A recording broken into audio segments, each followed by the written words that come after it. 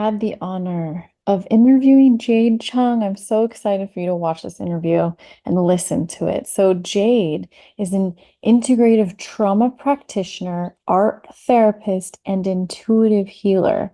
She's currently based in Vancouver and she works with women who are really looking to expand their lives, to do more, to do the extraordinary. She's infusing somatic therapies with art therapy, energetics, and spiritual healing.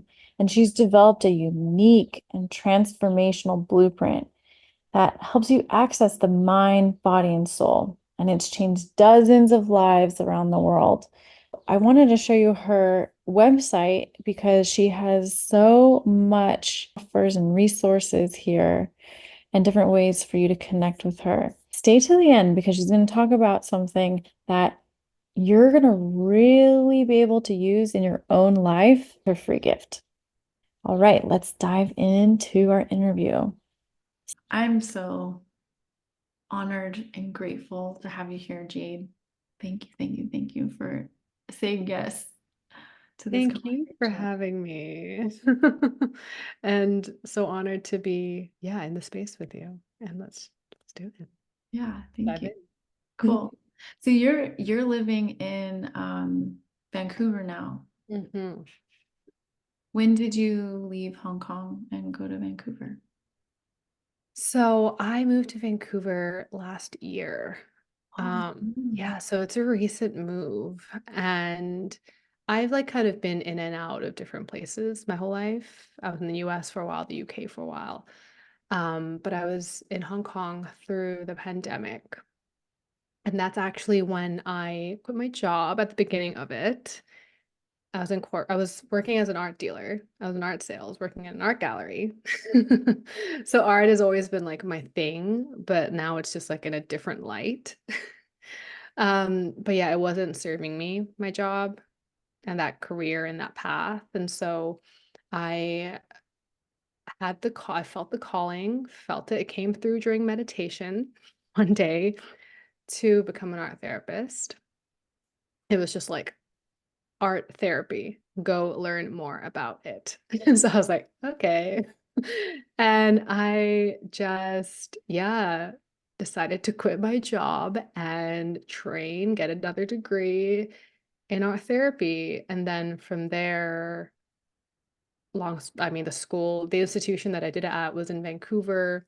So it kind of came full circle after I finished my degree. I worked in Hong Kong for a couple of years and then I felt like I just needed a change and I wanted to be in community that had more space for like healing and art and like conversations like this that I felt like I wasn't able to get in Hong Kong. And so I moved here with my partner last year. Wow. Yeah. So, oh, what was the last thing you No, said? it's been a journey. Yeah, definitely, literally. Um, do you think you said it was Hong Kong, but do you think it was what was it also about the fine art industry that kind of felt off? Because I think there's something big there to talk about, Oh, I have so right? many thoughts. We're gonna go there. Okay. Now we're going there. Because Um, I teach my artists, my students, like we can be free and work on our own and develop our own clientele and collector base yeah. separate from the gallery fine art system. And there are other options to that because it doesn't fit for everyone. So I'd love to hear what your experience is. Oh my gosh. I love that you do that and I want to talk to you more about about that model because I left the industry because I just felt like it was sucking the soul out of art. It was just like I was trading art that, the artists themselves weren't even really speaking to and it was just becoming this commodity that was being churned out. Right. And it was like soulless. It was soulless and I felt like I was making art property and it just completely I was devaluing it, and I didn't want to be a part of that system. And it also made myself like being the person who was selling and liaising with the artists. it just it made me also kind of lose my spark Mm, in in like in why I even went into the work in the first place. Like I studied art history um as an undergrad in my bachelor's, and that's because I love looking at art, and I just love like observing people's creativity. I love seeing people's truth through what they create, and it's just like the most magical thing. But when it's yeah, when it loses that personal touch, especially I was working in a very large gallery, like a corporate large gallery, and it just I felt like was devaluing um the message that the artist had to send. And of course, there are galleries that are doing amazing work, who are so supportive and who are so um, just like in tune and aligned with their artists, and who are, not ripping off ripping artists off with like commissions and everything like that. But the gallery that I was working in and the model that I was working was, I saw a lot of flaws. Yeah. mm. Thanks for sharing that. I Yeah. really, um, a really valuable acknowledgement to the realities of what the being the dream like successful artist looks like, and like what that can really feel like when you're actually in it, and it might not be actually what we're seeking and working so hard for ultimately, you know. Because it's like all we really want, yeah, is as individuals, we want freedom, right? We want to be able to live our lives, live our truths, especially as like artists. We want to be able to create and express, and for our voice to be expressed, for our art and for our just our products to be out there in the world and appreciated for what it is. And I think th- the model of, I don't know, like of course there's a beautiful part of like being supported by a structure that can help you do all of the nitty-gritty stuff and the admin stuff that you don't want to do, as some of us don't, as visionaries don't oftentimes. Um, but also there's a very fine line at where that can start to actually eat away at your agency and at the freedom, because then you're just it's like, oh, like when's the next exhibition? Oh, when's the next exhibition? And it's like I can imagine if I were an artist producing art and I could actually, like you said, like there's this model of like I can be sovereign and I can create, I can sell, 100% of the profit goes to me if I sell it. Like that's Mhm. if I can make that work, that's like the freest thing. Exactly. Yeah. Yeah. The freest thing. Mm, I love that. I love that you're teaching that. Oh my gosh. Thank you. Powerful. It's important. Uh, yeah, so you mentioned something, the product, and I know you have a lot of juiciness to share about just the process, and so much of what I Mm, teach is about the intuitive art making process. And I want to hear what you have to say, because I mean, ultimately, we are creators making a product, but so much of it's about process. And then from your perspective as a healer, as an art therapist, mm. visionary entrepreneur, everything. Um, where do you find the most value, and find others find the value in process product? Is it one or the other? I think it's both. I think it depends on, as the creator, as the artist, it depends on your intent. I think as an art therapist, what I always say it's process over product. It's never about the product. Of course, at the end of it, if you have a product that you feel like really resonates and really feels like it holds your energy, which it usually will, if you're in the process with it, then like that's a product you should be proud of, even if it doesn't like look aesthetically a certain way, or it doesn't look like quote unquote something you'd want to hang on a wall, but that's still, your truth in a product. But going back to with art therapy, because the nature of it is that really wanted, I really want people and my clients to really understand that everyone is creative and that everyone can make art, and like art doesn't have to look, again, like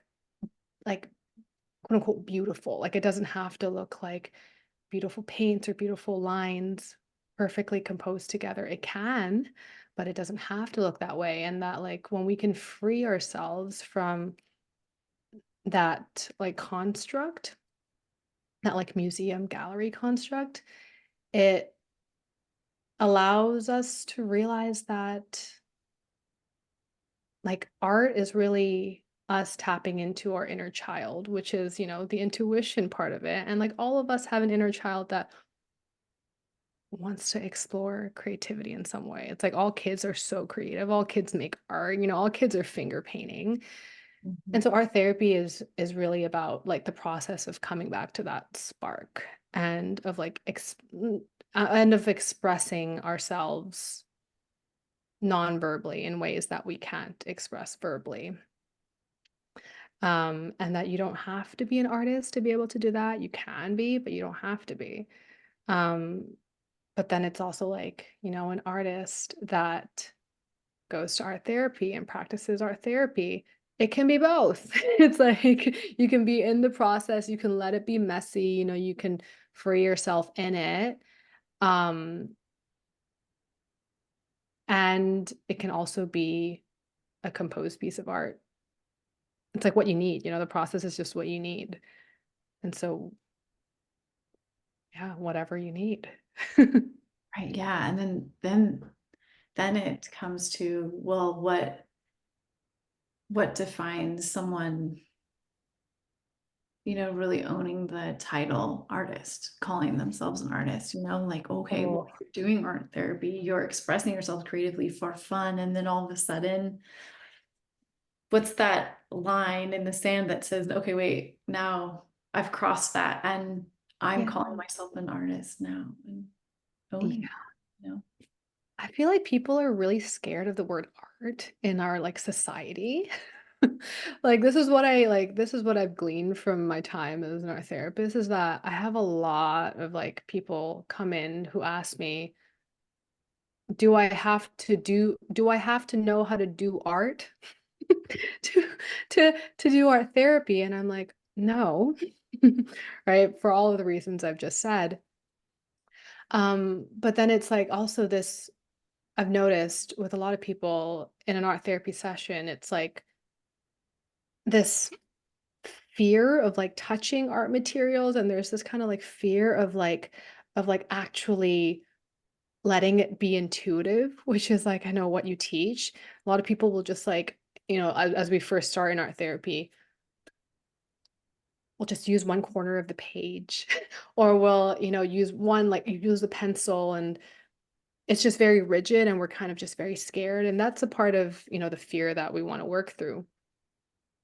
But yeah, but I think people are just, I think a lot of people have been like told that they're just not artistic or not creative. And you're just told that, like, oh, like once you turn 14, you shouldn't be making art anymore. And so you squash it down and then you think that that's just not a part of your vocabulary. And then I don't know. I think that's a shame because it's just like we're all artists um in our own way. And I think art also doesn't just pertain to visual art, of course, right? It's like there are so many ways in which people express their art. Singing, poetry, dancing, like cooking is an art, like building Legos is an art, arguably. Mhm. Gardening is an art. You can make anything an artistic practice with the intention of like being curious and like letting your creativity just like flow and like being expressive. Mhm. Yeah. Yeah, well said. Hmm. When would someone seek you out for art therapy? Or is that something that comes through? like, oh, I think we need art therapy today? Or is it, I'm going, like someone might think, Mm. I'm going to therapy. Would they choose a regular, oh, like talk therapy versus art therapy? Can you give us, where Yeah, would we choose that? that's a good question. So typically art therapy, often people will see it as the therapy for kids. It's like the therapy for kids because kids like art, quote unquote. Going back to that, Right. there's that framework and that belief. And so a lot of parents will want their kids to go to art therapy, and I think it's a beautiful thing to cultivate. Like, that creativity being something that they cultivate through like developmental years. But in terms of like adults and art therapy, oftentimes, if I'll just say, like, if art therapy is an alternative mode to therapy, it's not for everyone. I will say it's for people who um, are drawn to it and people who are there's so many pieces to this. I would say that if you've been in talk therapy for a while, you've been in some traditional modes of therapy for a while, and you feel like there's just something missing, or you feel like you kind of want a more experiential component to the processing. And maybe you feel like you've been talking about things or you've been exploring things, but you haven't been able to like articulate what's actually within, then I would say like that's when something like art therapy is really powerful because it gets to the like je ne sais quoi, it gets to the thing that you cannot express. Um, and so that's when I would recommend it. But honestly, I would say it's not for everyone, but like if you feel the call to like express through color, if you're feeling the call to like heal in a way that is also really tapped into your inner child, which is really important because that's where all of our attachment wounding is, then that's the differentiation, and that's when I would say like art therapy is effective. Really effective. Yeah. So I want to come back around to talking about that in connection to how it's utilized with trauma. Hmm. But before that, I got really curious as you're speaking about when you, because of your background and training, when you're looking at people's artwork, are you totally analyzing it as a therapist? Can you not? Is Oh, that yeah, yeah, yeah, yeah. I'm thinking about it. So it's interesting. Like with art therapy, get into it. With art therapy, there are like two like approaches to it. There's like a more psychoanalytical approach where it's you're looking at like the symbols, you're looking at the metaphors, you're looking at like, oh, if someone is really like, let's just say in an artwork, if it's looking if it appears as though a lot of the attention has been focused on a certain color or a certain corner of the page, or there's just some imagery coming up, and you interpret from that's psychoanalytic. And a lot of that will come from like Jungian psychology, if you're familiar. um and so from that lens, sometimes it is true that like if I look at, let's say, like a client's artwork or a person's artwork, even an artist's artwork at a gallery, I'll kind of like notice that a little bit, but I don't think that's the end all be all, and I think we can get too caught up in like the analytical part of it, and sometimes like, yeah, sure, like so the subconscious absolutely comes out on the page, but also sometimes can just let that be. And like that's just what it is, that's just what it is. And so yeah, the other branch to art therapy is more of just like that process oriented art therapy that I was talking about, where we're just looking at like how do you somatically feel as you're creating the artwork, what's coming up, what emotions are there, and then let's process that through with the materials, crayons, pastels, like the texture of that. Um, yeah. So both and. Yeah, interesting. Mm, Yeah, that's I love that cool. question. Are you okay with going a little bit over? Absolutely. Yeah, yeah. Thank you. So, in regards to the trauma, um, talk about that because that's a huge part of your work, right? Mm-hmm.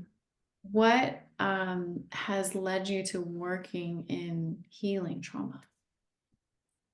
So it was honestly during my art therapy training that I started seeing an art therapist. I started doing like real, like deeper talk therapy work as well at the time. And I was just finding that something wasn't fully clicking. And there was just a missing, it just felt like in the art therapy program that I was in, it was a really great program, but I just knew that with there was just more in terms of like somatics and more in terms of how trauma keeps in the body and how art can relate to somatics. And um that was coming up. It was coming up in like what I was studying, and it was also coming up in myself as I was like in art therapy and like making art for myself and um in that practice.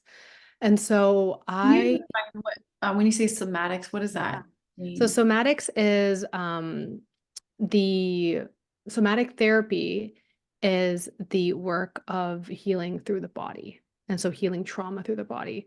Trauma, a little nutshell quickly. Trauma is held in the body. So our memory of trauma, we often think is held in the mind. We often think it's like a very psychological thing, which it is, but actually primarily it's held in the nervous system.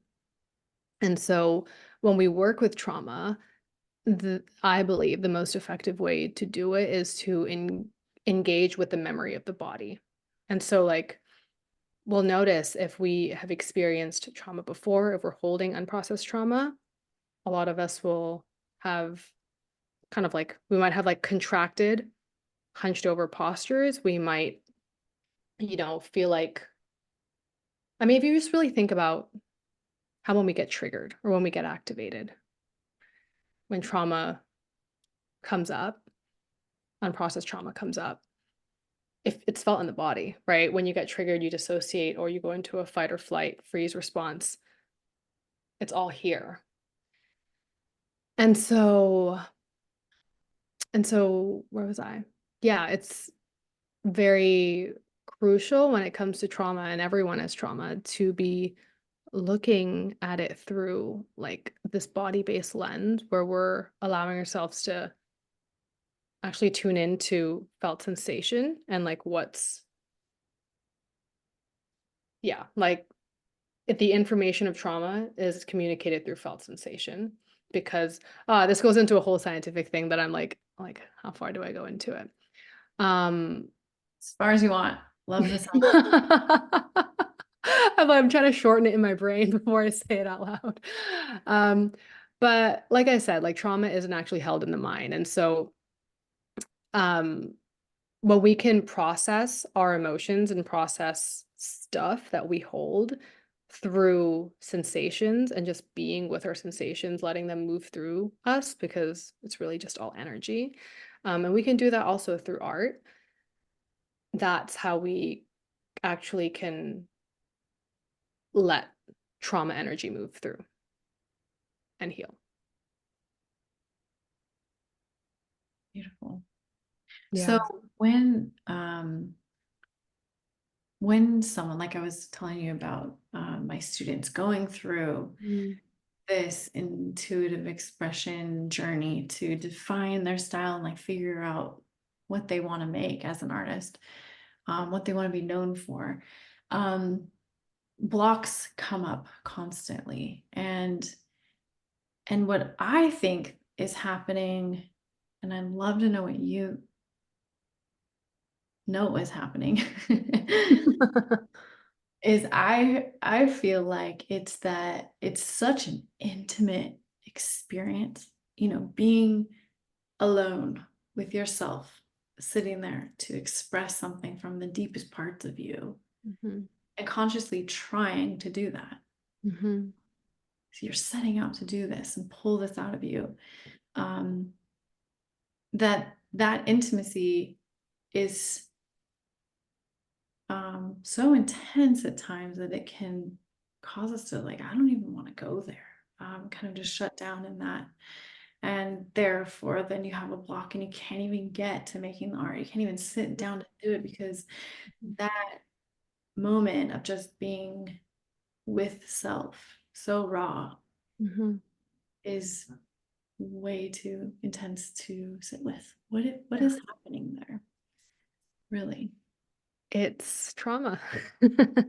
It's our shadows, right? It's the parts of us that we have been th- it's the parts of us that have been affected or hurt by experiences that we've lived through before, emotions that we've kept inside of us. A lot of why oftentimes we, when we do this really intimate work of like being with our art or being with our expression and like in many ways like reflecting why we end up blocking like why we feel that like resistance, it's shame.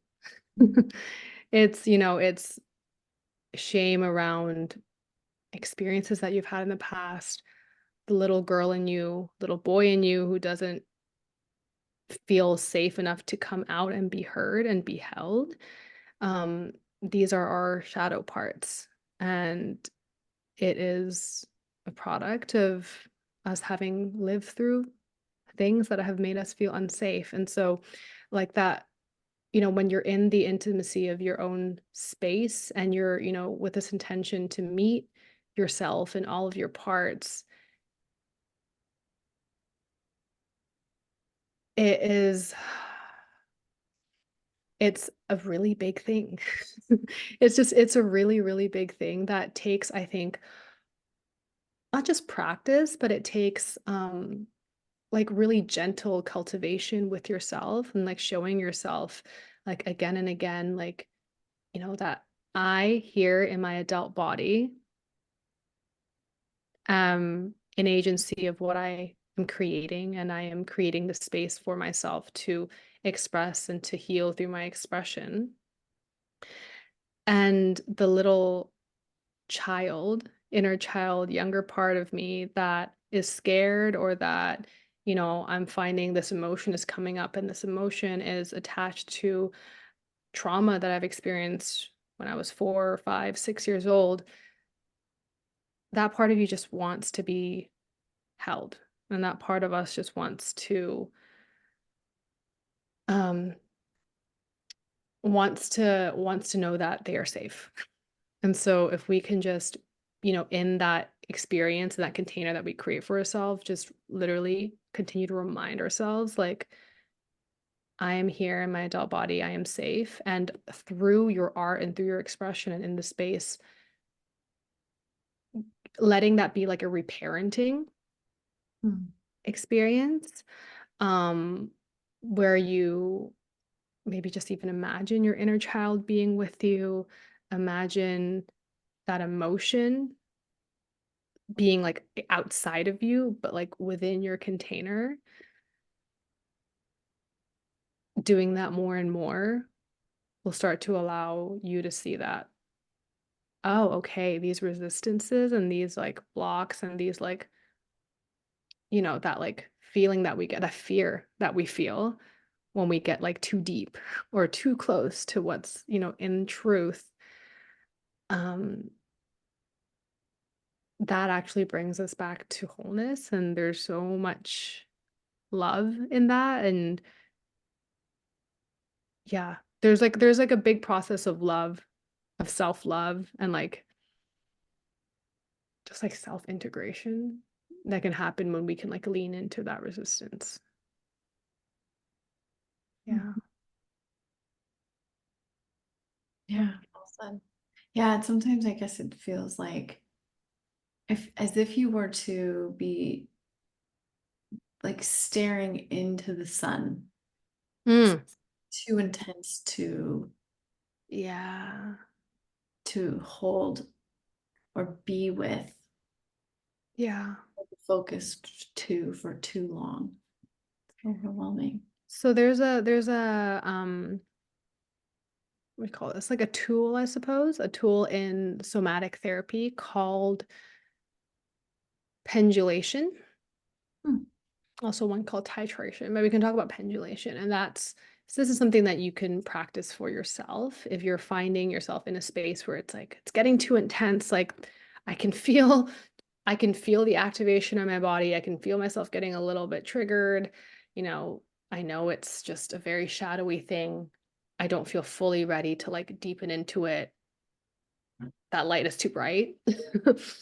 um, one thing that I always have my clients do is find a resource, even maybe before you begin creating, before you begin art making, like resource yourself first. So like ground yourself. Um, maybe like close down your eyes and find a place in your body that feels safe and that feels like neutral or that feels positive. Like there will be a space in your body. It could be your eyeball, it could be your elbow, it could be your heart. That just feels like if you brought your awareness there, it feels good. It feels okay to be there.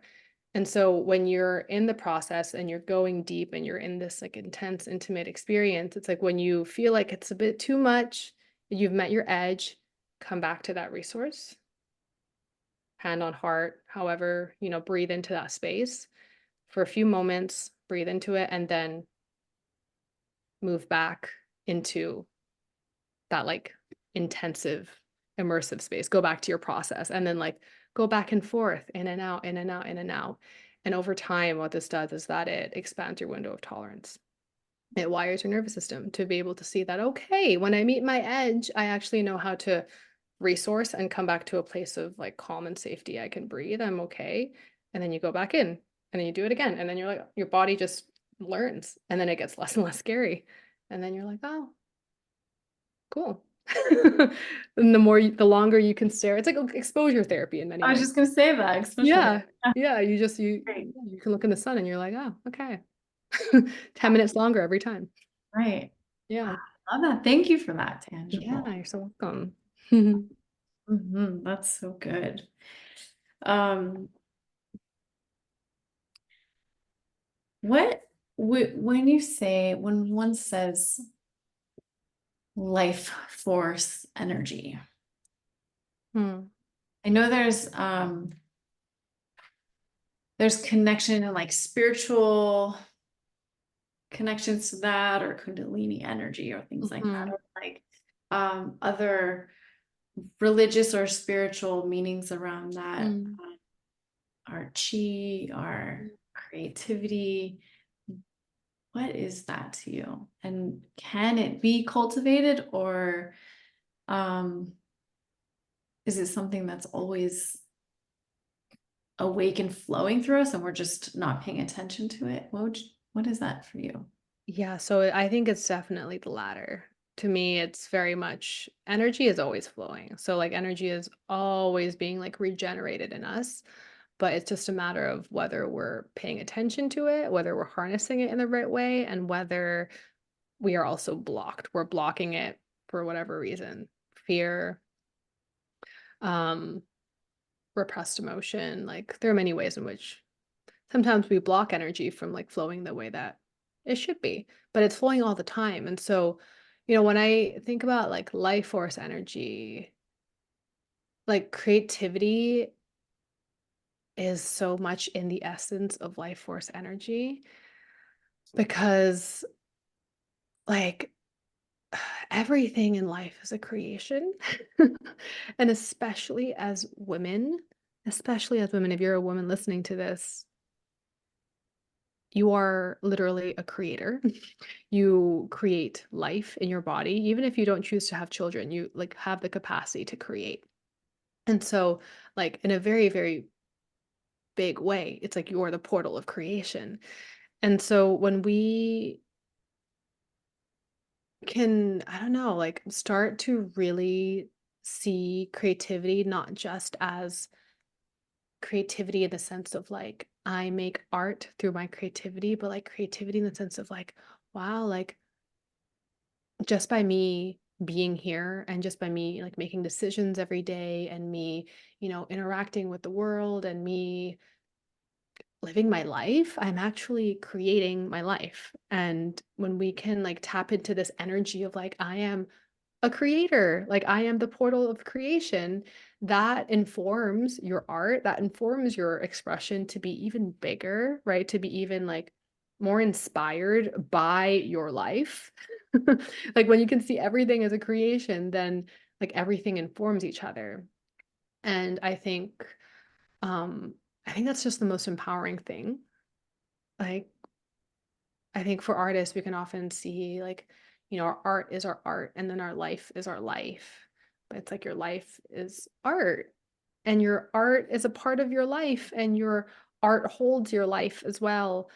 Um, and so, yeah, I've gone on a rant, like on a tangent here, but yeah, I just think, I want more and more people, women, to really just see themselves as creative and just know that like you are creative, you are a creator. Like there's so much life force energy in you and just let that out in movement and like expression and the way you talk and the way that you hold yourself and the way that you dress. Um, and the more you cultivate it, the more you like express it, the more comes back to you. And then it gets to be this like giving and receiving within yourself and like how powerful is that? Like that's just all you need in life. So yeah. Are there any like tangible things that you do to consciously Ooh. connect to that? Yeah, breath. Yeah. Breath and movement. So literally like taking 3 minutes every day to very consciously breathe. And like there are also amazing ways that you can use your breath to, calm yourself down if you want to calm yourself down, like elongating your exhales, or if you want to like fire yourself up before a meeting or whatever, you can um do breaths where your inhale is longer and your exhales are shorter, and that like gets the energy moving in a different way. I also just love doing somatic things. So like I'll shake, I'll like honestly intuitively dance sometimes. I'll put on music and I just like I just like let my body flail. And it's just when you feel, when you feel stagnant or when you feel stale or if you feel like kind of like creaky in your body sometimes, a lot of times that's just like energy that's not moving in the way that it wants to because we're all just kind of sitting here on our computers for far too long. um, and we gotta just, just move your body in some way. If you like to sing, sing. If you like to, I don't know, dance with a paintbrush, like do that. And a trampoline. Get a trampoline. Yeah, or like, get those like, what do you Treadmill. call those? Those yoga, not yoga balls, but those big balls that people like sit on. Just balance up and down, anything to get that like fire. I always like feel it like it's fire to get that fire moving a bit. Hmm. Hmm. Yeah, I like that. I Hmm. like roller skating. Ooh, I'm Roller terrified. skate and paint is pretty cool. Doing that at the same time. Have That's you done pretty, that before? yeah. How? How? Just put your roller skates on and like roll over to your paint and roll over Oh, to that's amazing. Okay. like just Because it's skate. actually so fluid. Yeah. Uh-huh. Dancing too, but there's the like you when you put roller skates on and you're painting, you can't help but like be having fun and be also conscious of the fact that if you move wrong, you're gonna fall. So you it's like a really playful Mm. exercise. Oh, I love that. I would totally try that if I were not terrified of roller skating. Wear I'm a a terrible. helmet, you'll be fine. That's true. And also some really Sorry. thick pants. I don't know. Yeah. I I'm wear wrist guards too because I was like, if this breaks, we're in big trouble, you know? Um, you have you have so much that you are life force creating in the world. You have a podcast, you're mentoring people, you are doing art therapy sessions and group programs and Mm. um I I just love everything you are doing and sharing and how you're serving in the world. And it's exciting to me. And I want to share you with everybody I know. And what do you have coming up that you feel would resonate with um, an audience of artists who might be interested in exploring art therapy and facing some of their own trauma in a creative way? Yeah, thank you for giving me the space to talk today and chat about all of this. It's been so wonderful. And yeah, in terms of what's coming up right now is that I do have my foundational healing program called Alive that is going to be enrolling for its third round.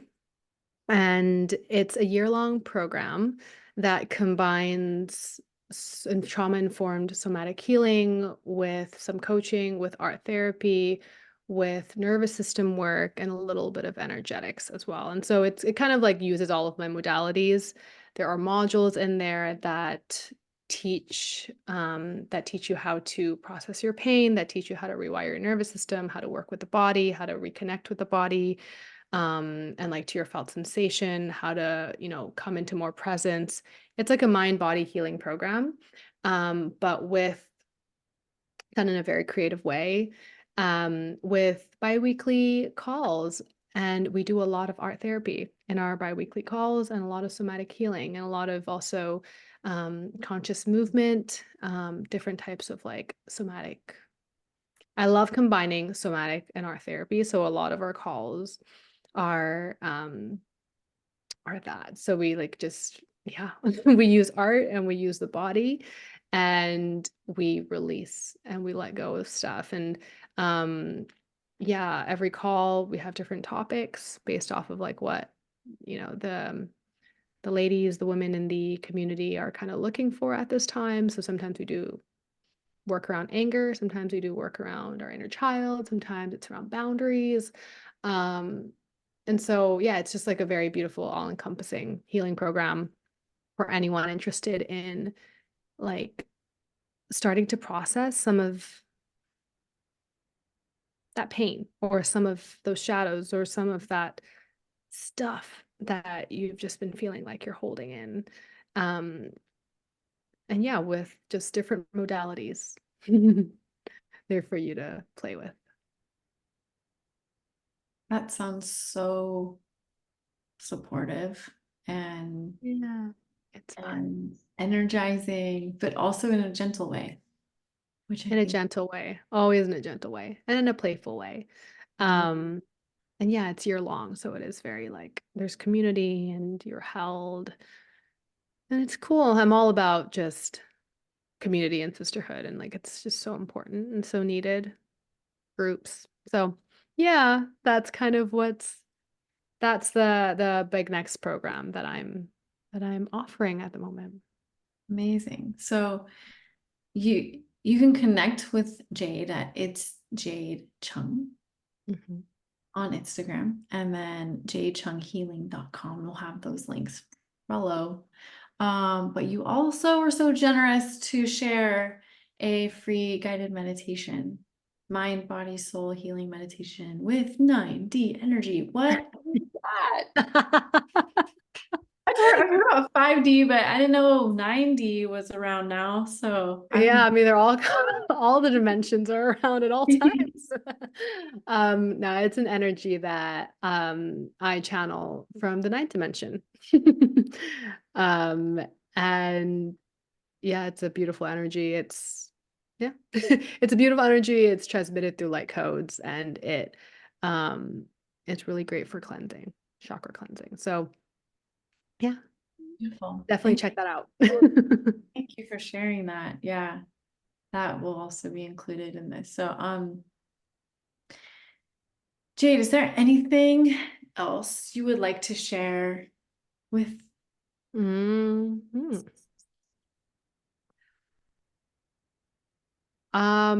What's coming forward really just simply is, to all of the artists listening and all of the non-artists listening who know that they're meant to make art in some way. It's just like keep making art from your truth and don't let I don't know, like don't let the standards or the structures or like even like the pressure necessarily of there are these fire sirens driving by and distracting me. Um, Hmm. Give me a sec here. Yeah, just honestly keep doing you. Keep doing you, keep doing you in your truth. And like,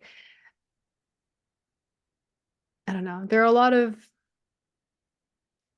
naysayers in the world and a lot of just feeling like you have to keep up or feeling like you have to um, do things in a certain way. And ultimately, the way that you're meant to do things is your own way. And so it's just like keep using that intuition, like keep expressing from truth. Beautiful. Yeah. Well said. Thank you, Jade, so, so, so much. Such an honor to get to talk with you and pick your brain and hear your expertise in this matter. It is really dear to my heart. And I know many of my students and new listeners will gain so much from the awareness of what you shared. So thank you so much. Thank Thank you. you, Justine, for having me on here and just holding space and asking the most amazing questions. And for the work you do. Oh my gosh. Thank you. It's so, so important. Thank Thank you. Thank you. thank Truly. you.